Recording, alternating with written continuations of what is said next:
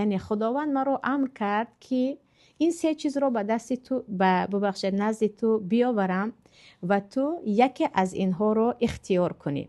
حضرت آدم میگویند بگو کدام است؟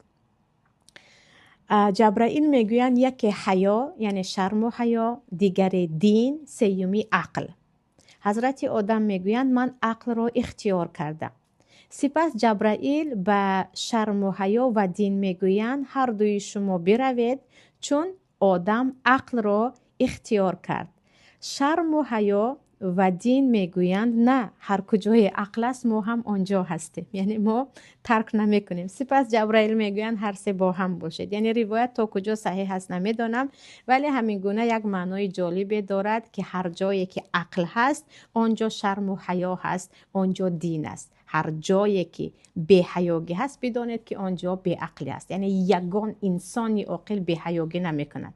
یگان انسانی عاقل به بی تربیتی یا گفتیم به بی ناموسی دست نمی زند و این چونین یگان انسانی عاقل سخنهای خدا را یکسو گذاشته، دین دیگر از چیزهای عقب مانده هست، ما باید تقدم کنیم، پیشروی کنیم، گویان دین را زیر پا نمی کند. بعد از این میگویند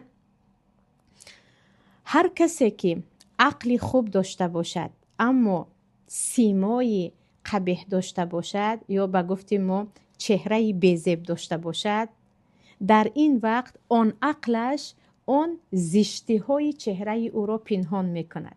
یعنی اصلا میگوین یک انسانی که زشت صورت است، خیلی بی‌زیب است، وقتی عاقل است کسی از او نفرت نمی کند، چون عقل او آن همه عیبهای چهره او را، قد پستیش را، سیاه پوستیش را، بینی کلانش را، همه چیز را می پوشاند. اما برعکس هر کسی که میگویند قد و قامت خوشرو دارد اما عقلی پست دارد، اون بی عقلیش تمام زیبایی او را می پوشاند.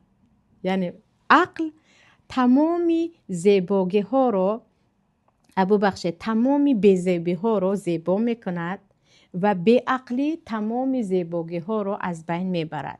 برای همین هر زنی که یا هر مردی که عقل خود رو صیقل نداده و زیبا کردن کتفشو، نمیدونم چهرهشو، قدشو، خراب کردن خودشو، دیگر کردن چهره هایش هست، وقتی عقلت نیست هزار خودت رو خوش رو کردی کسی تو رو به یک تین نمیگیرد، چون به عقلی تو تمام آن صورت خوبی تو رو میپوشاند. در